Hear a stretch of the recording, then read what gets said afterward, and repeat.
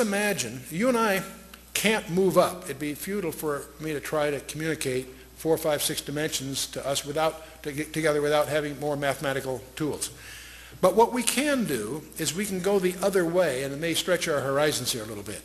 You and I are three-dimensional beings. Let's imagine a two-dimensional world. That would be like a large tabletop or a large flat plane.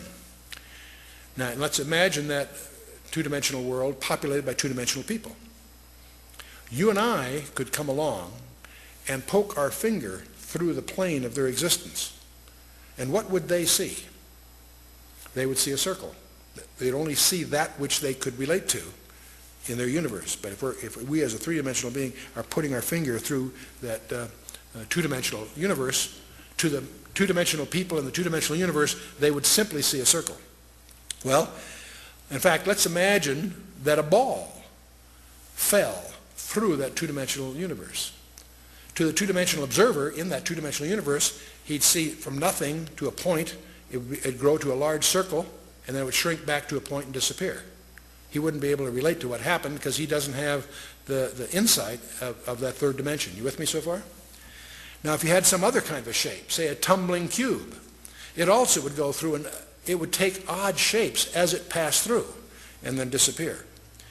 So one of the problems we have, suppose you and I are going to try to communicate a three-dimensional object to that two-dimensional world. How would we go about it?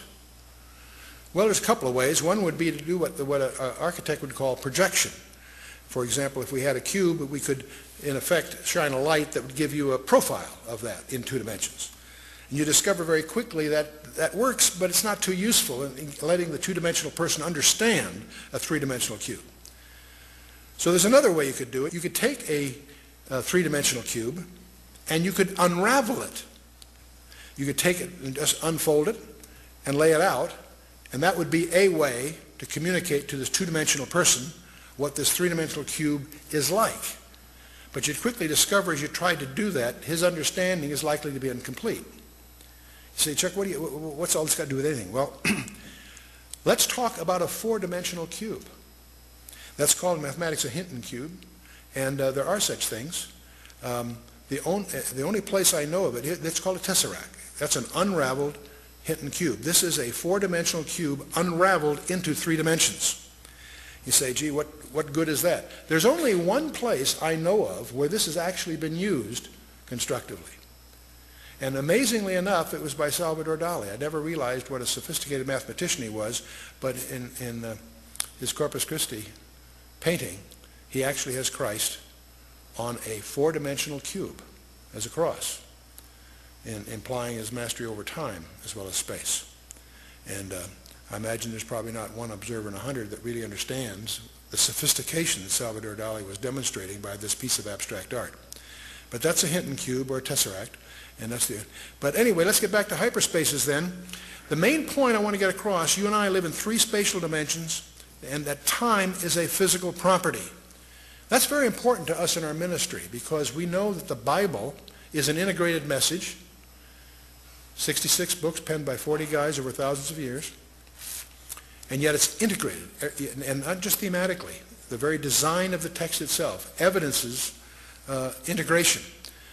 But what's mysterious about that integration also implies that the origin of that message is from outside the dimensionality of time because of the nature of its structure, its use of writing history before it happens, and so forth. So that's very important. Now, in particle physics, they talk about 10-dimensional strings as the nature of our universe. What fascinates me about that is that that's exactly what 2 Hebrew scholars back in the 13th century, 12th century, predicted just from their study of Genesis 1, is that we live in 10 dimensions, 4 dimensions are knowable, and 6 are not knowable, to use their jargon. But in any case, the suggestion, it's the only one that we've encountered that really can reconcile what we think we know, is that the UFOs apparently are hyperdimensional. They apparently can enter our dimensional under certain conditions for certain periods of time. And so let's see. Now there's another aspect I'd like to touch upon about the whole UFO area. And getting back to the Roswell thing, why on earth is Roswell still classified? Why can't the American public or the world public be informed about what's really going on? It's all tightly classified. Well, back in 1984, an event occurred that deserves some comment. In 1984, several documents emerged within the UFO community. One was a briefing address to President-elect Dwight D. Eisenhower by Rear Admiral Roscoe Hillenkotter, and it was dated 18 November 1952. And there was also a special classified executive order signed by Harry S. Truman to the Secretary of Defense. In those days was James Forrestal. It was dated 24 September 1947. And his letter apparently authorized him to establish a board of suitably qualified persons to be answerable directly and only to the President. And the code name for this august group of appointees was Majestic 12. That was the code name. And these documents, all kinds of documents show up, CIA documents and other things, including this memo that signed by Harry Truman establishing this august group. Now, who were this group called Majestic 12? Well, one, of course, was Secretary of Defense James Forrestal, Rear Admiral Roscoe Hillenkotter, who was prominent in those days, Dr. Vannevar Bush, who was probably the most famous scientist of the period, General Nathan Twining, head of the Air Force, General Hoyt Vandenberg, General Robert Montague, and a number of civilians that you may not have heard of, Dr. Detlev Bronk, Dr. Jerome Hunsaker, Mr. Sidney Sowers, Mr. Gordon Gray, and Dr. Lloyd Berkner, and one guy we will talk about a little bit is Dr. Donald Menzel. And these were, when Forrestal died, by the way, in '49, General Walker Smith replaced him. But these 12 people apparently were known in the classified community, it would seem, as Majestic 12. Well, these are interesting people. You see, of these 12 people, there was Secretary of Defense, of course. 3 of these people were the first 3 directors of the CIA, the Central Intelligence Agency.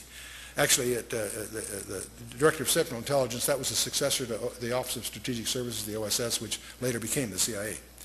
5 of these people were top scientists in aviation, research and development, and astronomy. All of these people held the highest security clearances anyway.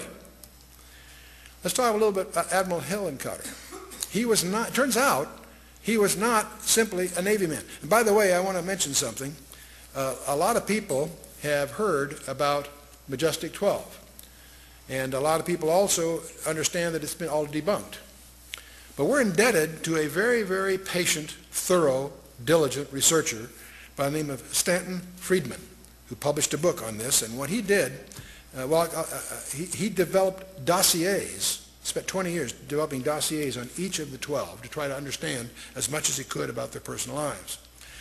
Rear Admiral Hillenkotter was not simply a Navy man. He was the first director of the CIA, which was also established, interestingly enough, in September of 1947, just months after the Roswell incident. He retired from the U.S. Navy in '57 and soon was appointed on the board of governors of NICAP, which was considered the most influential UFO organization in the 50s and 60s. Dr. Vannevar Bush, this is a name you probably heard. He's a world-renowned research scientist. He was the head of MIT between the 2 world wars and head of the Office of Scientific Research and Development.